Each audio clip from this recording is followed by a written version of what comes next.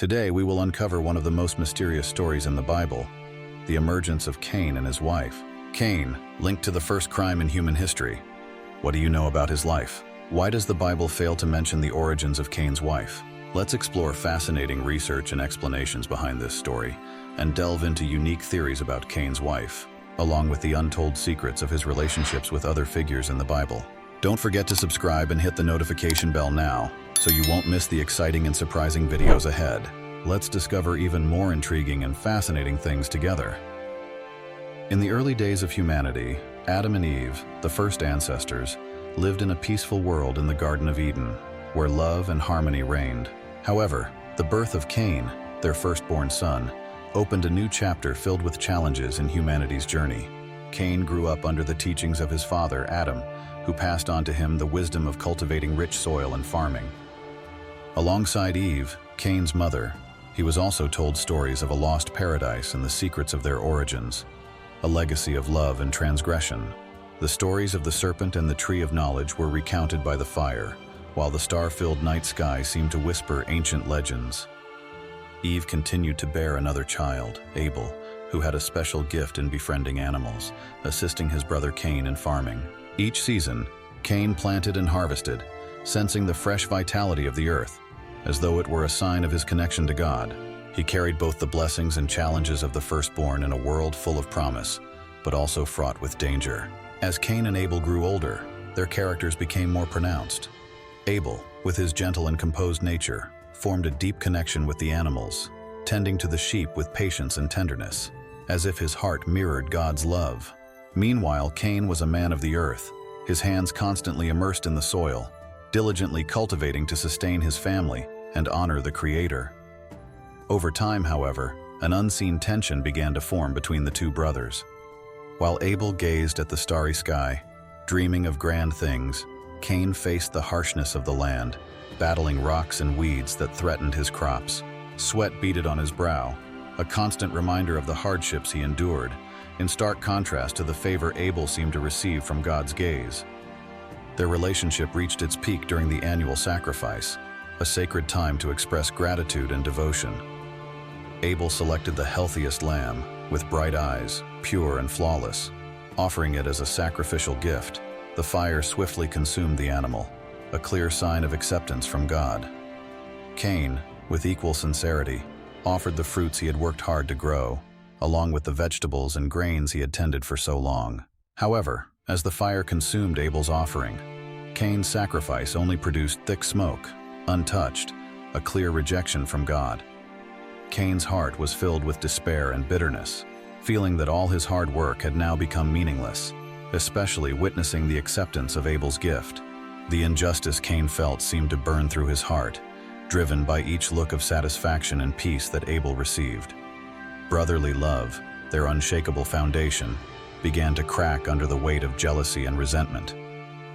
On that day, a profound change took place in Cain, a rejection not only of his offering, but of his own worth and the value of his labor, turning it into a deep wound from which a tragic decision would arise, altering not just Cain's fate, but forever shaping the course of human history. The rivalry between the two brothers, born from the divide between acceptance and rejection, now pushed them toward a dark conclusion, reflecting the complexities and imperfections in the human heart. As a man of the land, Cain's hands were strong and tough from the work of farming. The fruits and grains he brought were the result of his tireless labor, each grain and fruit carrying his hope and dedication. Yet God does not only look at the material of the offering, but sees the heart of the one who gives it. Cain's heart, though filled with undeniable devotion, also held a deep resentment, not only toward Abel, but perhaps even toward God himself. It was the darkness within his soul, the distortion in his heart, that tainted his offering. God, in his omniscience, seeks not only material offerings, but a complete surrender of the heart, a heart free from resentment, pride, or taint from sin. Therefore, God's rejection of Cain's offering was not a failure in the gift itself, but a failure in the one who presented it. One day, Cain invited Abel to stroll through his land. Abel, with his innocence and trust in his brother, accepted the invitation, unaware that he was walking to a place already destined for him. At the same time, the sky above gradually darkened, a sign of an approaching storm. When they reached the place and faced each other, the suppressed emotions within Cain erupted. His questioning quickly turned into sharp accusations. As Abel realized Cain's anger, he tried to calm him, but all his words of comfort only intensified Cain's fury. In a moment of uncontrolled fury, Cain picked up a nearby stone, and with a fatal blow, he ended Abel's life. Cain, with bloodied hands, felt the full weight of his actions. The consequence of divine rejection became tangible, in the worst possible form. The first death, the first bloodshed, born from wrath and jealousy. When God confronted Cain, he showed no anger but a profound sorrow, as if the heavens themselves bore the pain on his behalf. In this moment, Cain could find no comfort. His punishment was a life of eternal wandering, shunned by society, rejected by the very land that once yielded for him, just as he had rejected the goodness of Abel. God not only judged but pronounced a curse that carried both punishment and protection. "You are cursed from the earth, which has received your brother's blood from your hand. When you till the soil, it will no longer yield its strength for you. You will be a fugitive and a wanderer on the earth." These words not only condemned Cain to live in exile, but also harmed the land he had always cherished. The earth, once his source of sustenance and toil, now rejected every attempt he made to till it. Cain was exiled to the land of Nod, east of Eden, where his life became a solitary journey, filled with profound reflections on the consequences of his actions. Cain expressed his fear that his life in exile would lead to death, fearing that anyone who encountered him would kill him. Understanding the complexity of his soul, God granted Cain a special mark, not only physical protection, but also a reminder of his sin and God's continual presence even in punishment. God declared that anyone who killed Cain would suffer vengeance sevenfold, a curse that marked the justice and divine protection he had established. With this sign, Cain was not only protected from death, but became an eternal symbol of the intersection between justice, mercy, and punishment. On his journey, Cain carried not only loneliness and remorse, but also met a woman, perhaps one of Adam and Eve's daughters, who shared with him part of the story of the first humans and the challenges in their lives.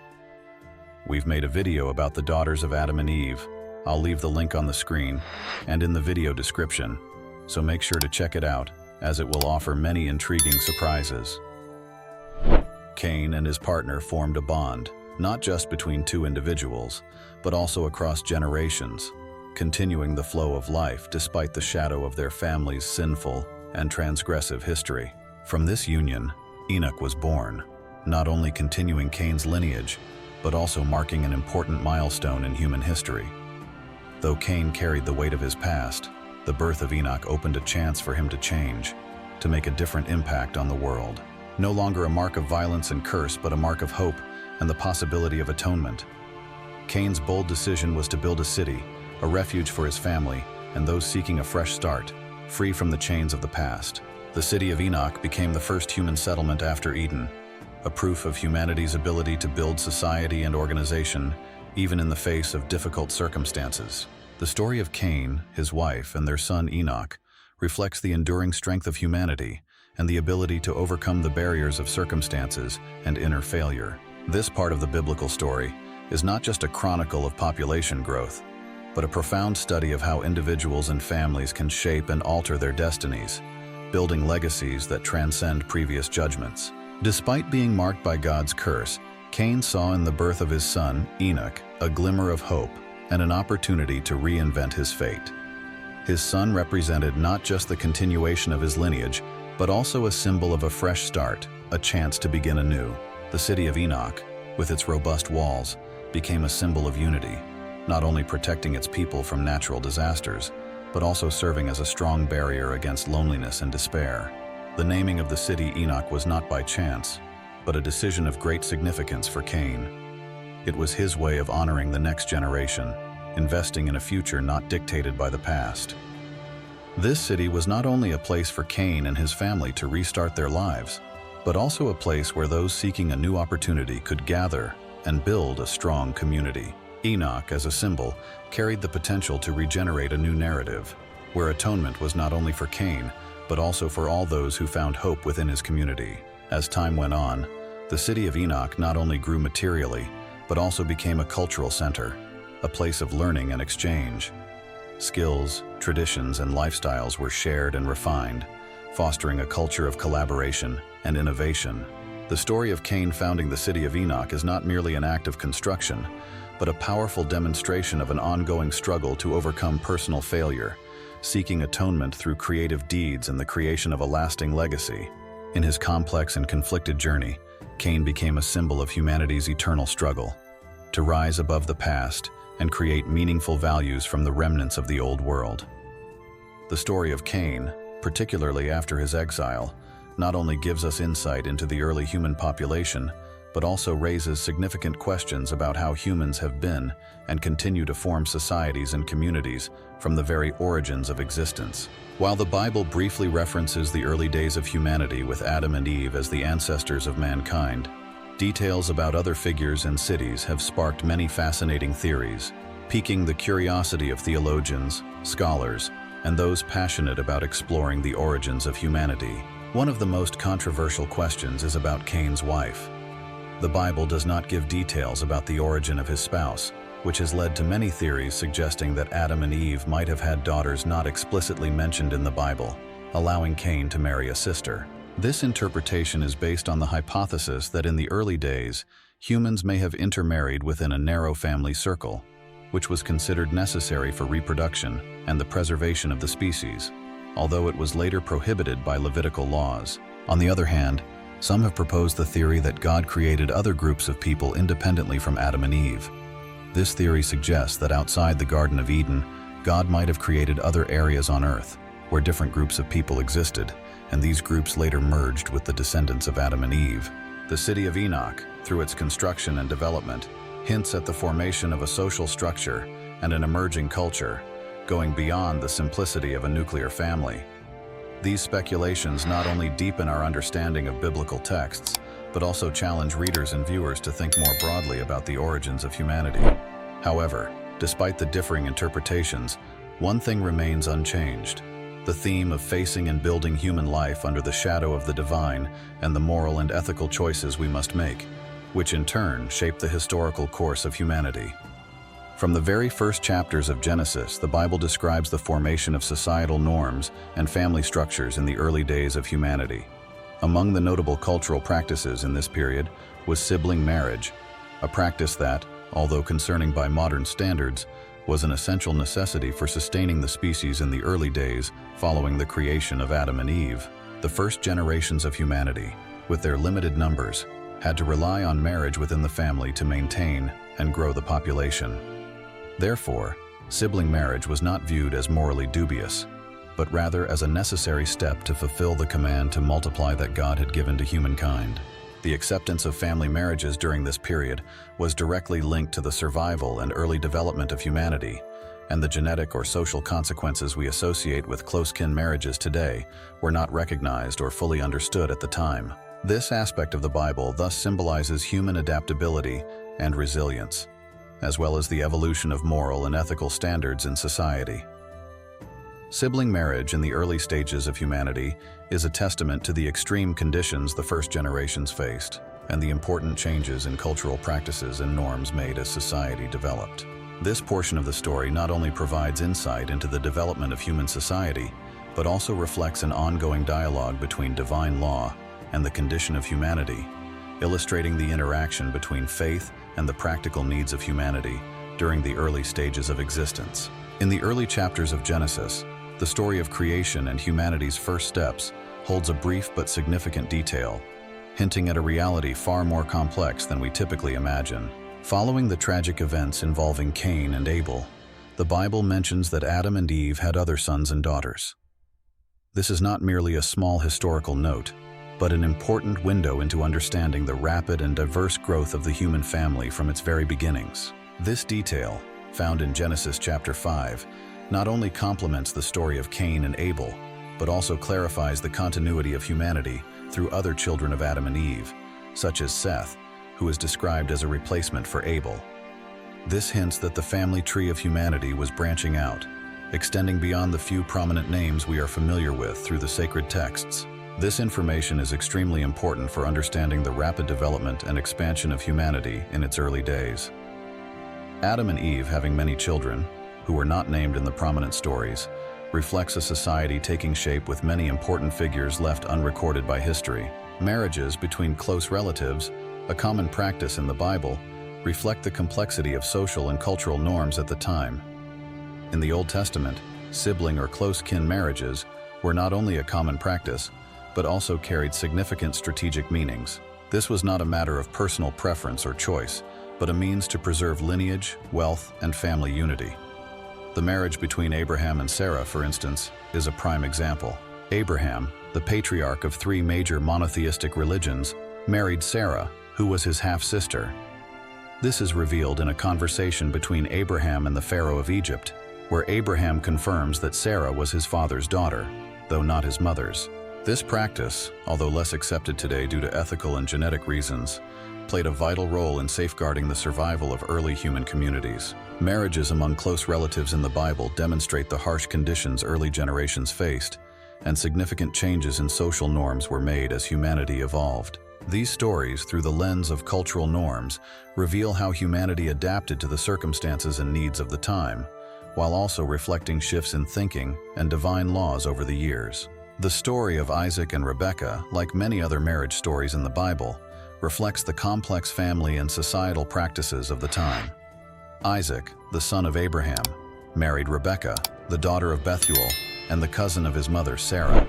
This marriage was not a random coincidence, but a carefully planned strategy, with Abraham sending his faithful servant back to his homeland to find a wife for Isaac from his own family, thus protecting the family's traditions and beliefs. Looking at these marriage stories, we can see that they serve not only personal purposes, but also help to build and strengthen society, reflecting the complex social, economic, and religious dynamics of the era.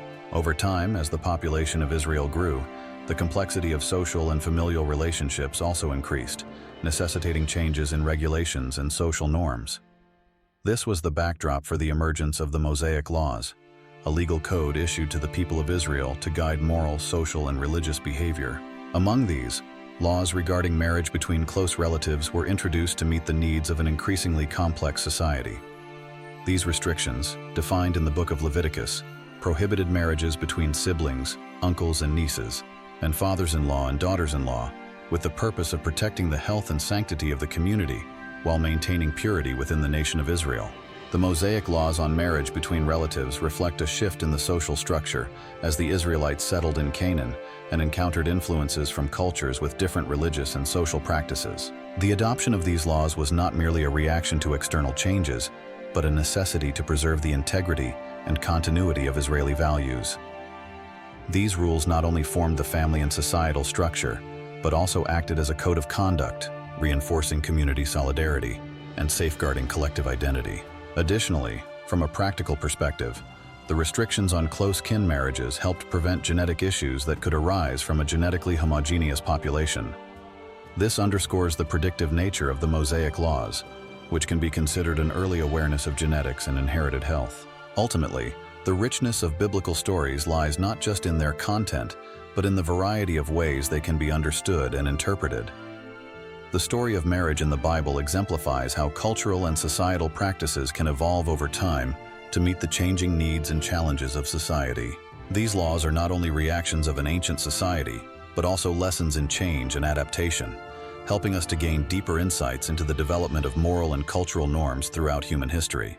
The Bible, a sacred text venerated by millions across the globe, has not only been a source of moral and spiritual light for centuries, but also a cornerstone for building life principles for faith communities. Scholars, theologians, and followers have persistently studied and interpreted these scriptures, searching for deeper insights into how these teachings can be applied in daily life. However, in this process of interpretation, a broad diversity of understandings remains, reflecting various cultures, eras, and individual viewpoints. Nevertheless, 2 fundamental principles consistently emerge as solid pillars in interpreting and applying the Bible: surrendering to the will of the divine and honoring tradition. These principles not only guide biblical interpretation, but also shape how faith communities live by and sustain those teachings across generations. These 2 principles do not only coexist, but intertwine, forming a robust framework for the development of biblical interpretation. While scholars may argue over the nuances of passages or the application of regulations in the modern age. These core principles ensure a balance between innovative interpretations and fidelity to the faith foundation passed down through generations. This guarantees that the Bible's message is preserved and honored across all generations. The story of Cain's wife, though veiled in mystery within the biblical text, provides an interesting view of the complexity of human origins and social practices in the early days of mankind. This unnamed character, though not described in detail in the Bible, carries deep meaning, symbolizing the expansion of the human family following Adam and Eve, and highlighting the need to interpret the Bible within specific cultural and social contexts. While the information about Cain's wife is limited, she serves as evidence of the interaction between the first generations, showing that in the biblical stories, there are gaps in human history that can only be imagined and explored. In the end, by exploring the characters and stories in the Bible, we not only become aware of the richness of the faith journey, but also recognize how values and survival strategies have evolved and been transmitted through generations.